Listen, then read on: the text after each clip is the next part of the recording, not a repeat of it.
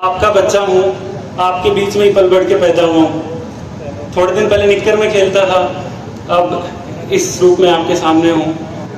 शिक्षा से बड़ा कोई हथियार नहीं है। जितनी अच्छी शिक्षा आप अपने बच्चों को, अपने से छोटों को दे सकते हैं, उससे बड़ा उनके लिए कोई उपहार नहीं होगा। आज अगर शिक्षा नहीं होती तो ना मैं यहाँ होता, ना ये दिन मुझे और आप सबको देखने को मिलता। नवोदय विद्यालय ने मुझे सपने देखना सिखाया। उससे दूसरी बड़ी बात यह आती है कि सपने हमेशा बड़े देखें। अगर हम बड़ा नहीं सोचेंगे तो कोई दूसरा हमें बड़ा करके नहीं देगा। माँ मेरी एक गृहिणी है, जिन्होंने सिलाई करके भी मेरी पढ़ाई को सपोर्ट किया है। आज 2-3 साल में जब मैंने 11 साल किताबों से दूर रहने के बाद में ये फैसला लिया कि मुझे करना है, उस मरे हुए सपने को जिंदा करने में बहुत बड़ा और मेन रोल इस वक्त के लिए रहा मेरी दोस्त भावना का। बहुत ही मेरी खास दोस्त, जो पिछले 10-11 साल से मेरे साथ एकदम खड़ी रही। आपका बच्चा हूँ, आपके बीच में ही पल बढ़ के पैदा हुआ हूँ। थोड़े दिन पहले निक्कर में खेलता था, अब इस रूप में आपके सामने हूँ। तो आपसे कुछ छुपा हुआ नहीं है। 2-3 बातें इस ज़्यादा वक्त में लूँगा नहीं, 2-3 बातें सिर्फ कहना चाहूँगा कि हमारे जैसे मध्यम वर्गीय लोगों के लिए, मध्यम वर्ग और निम्न मध्यम वर्ग और गरीब तबके के लिए शिक्षा से बड़ा कोई हथियार नहीं है। जितनी अच्छी शिक्षा आप अपने बच्चों को, अपने से छोटों को दे सकते हैं, उससे बड़ा उनके लिए कोई उपहार नहीं होगा। आज अगर शिक्षा नहीं होती तो ना मैं यहाँ होता, ना ये दिन मुझे और आप सबको देखने को मिलता। 5वीं क्लास में था, 10 साल का था, जब मैं यहाँ से 3 किलोमीटर डेली शाम को टिफिन लेके जाता था। घर बोलते हैं अपने आप जानते होंगे, बाहर से आए जो पधारे हुए अतिथि हैं उनको, मतलब यहाँ से दूर खेत है 3.5 किलोमीटर, जहाँ हमारे गुरु जी थे, सुरेश जी शायद मौजूद होंगे भीड़ में। उनके कुएं पे हम जाके, वो मतलब टाइम नहीं होता था, शाम को उनसे ट्यूशन पढ़ते थे 5-6 बालक, और फिर सुबह वापस उनके साथ स्कूल आते थे। उस टाइम नहीं पता था मुझे क्या नवोदय है, क्या सैनिक है। बस गुरुजी ने कहा और बड़े लोगों ने कहा कि फॉर्म, उन्होंने ही फॉर्म भर दिया। मुझे तो पता भी नहीं था फॉर्म कब भरा गया।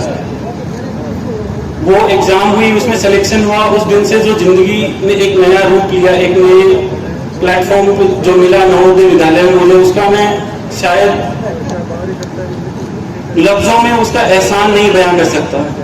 नवोदय विद्यालय के मेरे बहुत सारे साथी आज हमारे बीच में मौजूद हैं।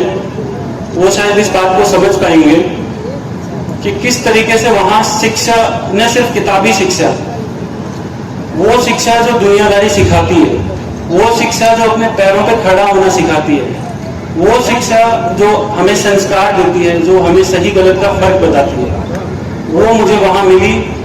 नवोदय विद्यालय ने मुझे सपने देखना सिखाया। उससे दूसरी बड़ी बात यह आती है कि सपने हमेशा बड़े देखें। अगर हम बड़ा नहीं सोचेंगे तो कोई दूसरा हमें बड़ा करके नहीं देगा। हम खुद के लिए जितना बड़ा सोचेंगे, चाहे हम जहां से भी आए। मेरा बैकग्राउंड, मेरे परिवार का बैकग्राउंड एक बहुत ही साधारण, आप सबको पता है। पिताजी मेरे किसान हैं, जो पार्ट टाइम मुझे, मतलब हमारी एजुकेशन को और हमारे परिवार को सपोर्ट करने के लिए, जिन्होंने ट्रक ड्राइविंग की है, बस ड्राइविंग भी की है। माँ मेरी एक गृहिणी है, जिन्होंने सिलाई करके भी मेरी पढ़ाई को सपोर्ट किया है। आप में से भी बहुत सारे लोग बैठे होंगे जिनकी उंगली पकड़ पकड़ के आज मैं यहाँ तक पहुंचा हूँगा। बहुत सारे नाम हैं, इतना वक्त नहीं है कि मैं ले पाऊंगा। आप में से कई महानुभाव, कई दिलेर, मेरे आदरणीय, मेरे पूजनीय ऐसे हैं जिन्होंने वक्त वक्त पर मेरी फीस भरी है।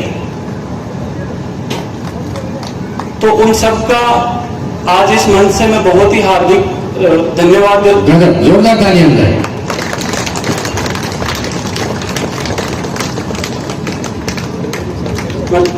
प्रोफेशनली मैं हमेशा स्टेज के पीछे, एज ए पॉलिटिकल, पिछले 10-11 साल में पीछे संगठन का रहा हूँ आदमी। तो मंच पे बोलने का इतना मुझे प्रैक्टिस है नहीं। बहुत सारे उद्गार इस समय मन में आ रहे हैं, किस किस का धन्यवाद करूं, किस किस को याद करूं, किस किस का धन्यवाद ज्ञापित करूं। अगर किसी का नाम सबका लेना मुनासिब नहीं होगा, बट वो सभी सज्जन, वो सभी महानुभाव जिन्होंने मेरे इस सफर में कहीं न कहीं मेरा साथ दिया है, चाहे वो किसी भी रूप में दिया हो, उन सबका मैं तहे दिल से आभार व्यक्त करना चाहूंगा।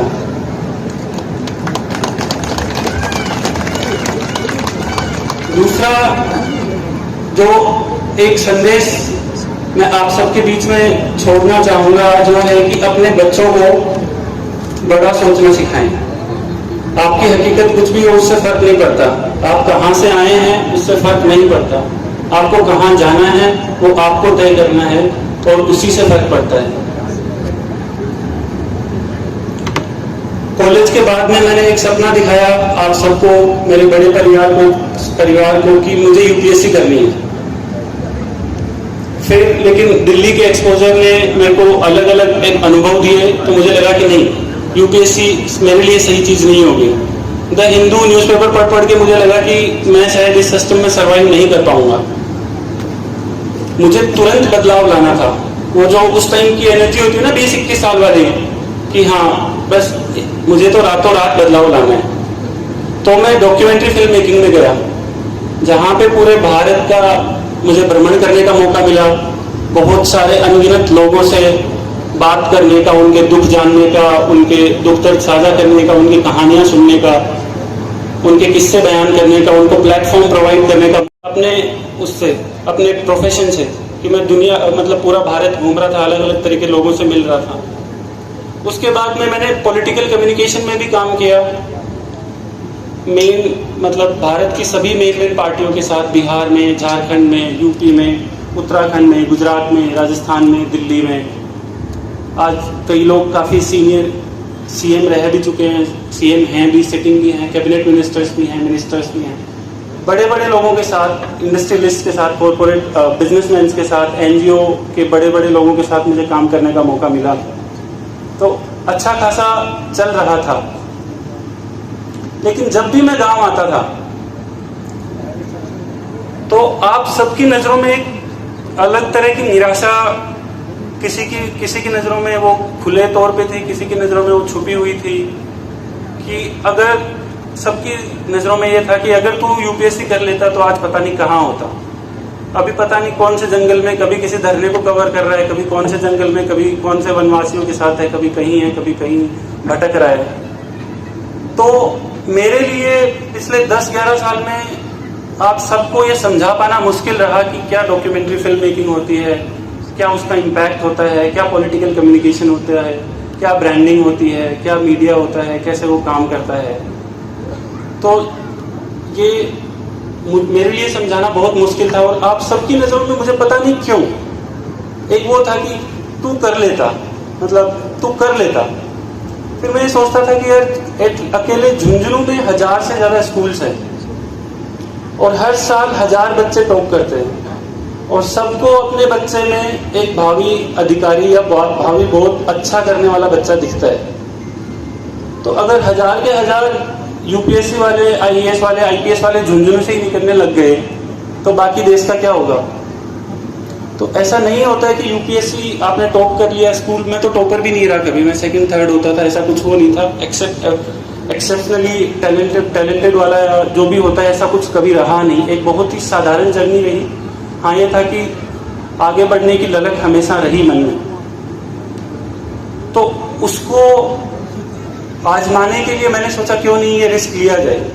बहुत बड़ा रिस्क था, अच्छा खासा काम धाम मेरा जमा हुआ था, अच्छा खासा नेटवर्क था, अच्छा खासा काम चल रहा था, और ये रिस्क बहुत बड़ा था। ये सपना लगभग मर चुका था।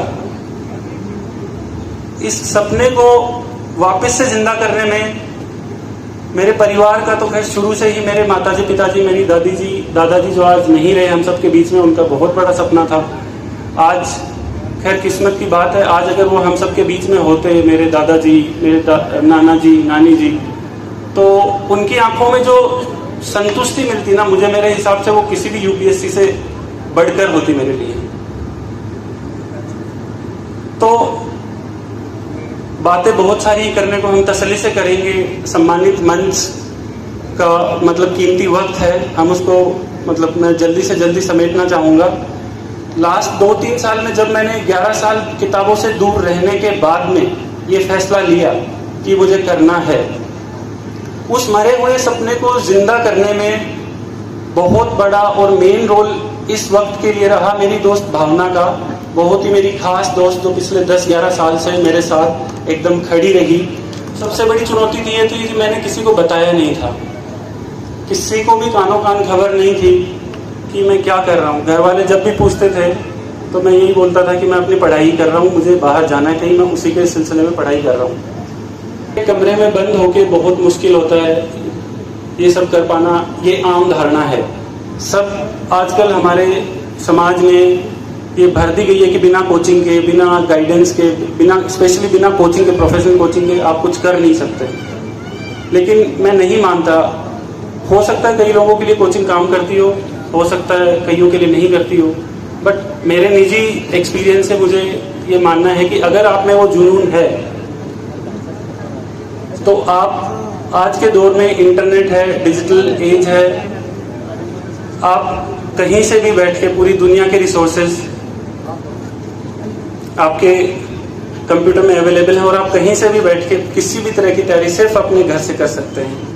ऐसा कोई पाबंदी नहीं है, ऐसी कोई लिमिटेशन नहीं है कि आपको दिल्ली जाना पड़ेगा। आपको मेरे पास दिल्ली जाने के लिए पैसा नहीं है, मेरे पास जयपुर जाने के लिए पैसा नहीं है, मेरे पास झुंझुनू जाने के लिए पैसा नहीं है, सीकर के लिए पैसा नहीं है, मेरे पिताजी गरीब हैं।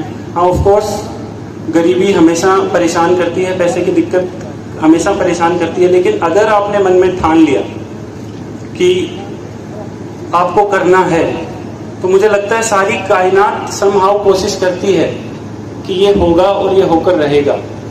अगर ये बंदा और इसका परिवार या ये बच्चा इतनी मेहनत कर रहे हैं तो ये जरूर होगा और वो जरूर होता है। पिछले 3 साल में मैं आपको यकीन होगा जानकर के मेरे शरीर में ऐसा कोई हिस्सा नहीं रहा जहां मैं बीमार नहीं हुआ।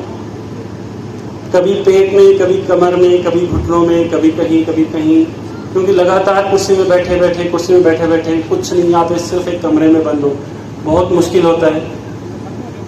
इस परीक्षा में तीन अलग अलग स्टेजेस पे परीक्षाएं होती हैं। तो पिछले साल प्री का रिजल्ट आने के बाद से और मेन एग्जाम में जहां बीच में 3.5 महीने मिलते हैं, मेरी कमर में दर्द हो गया और डेली 2 घंटे मुझे हॉस्पिटल जाना पड़ता था थेरेपी लेने के लिए।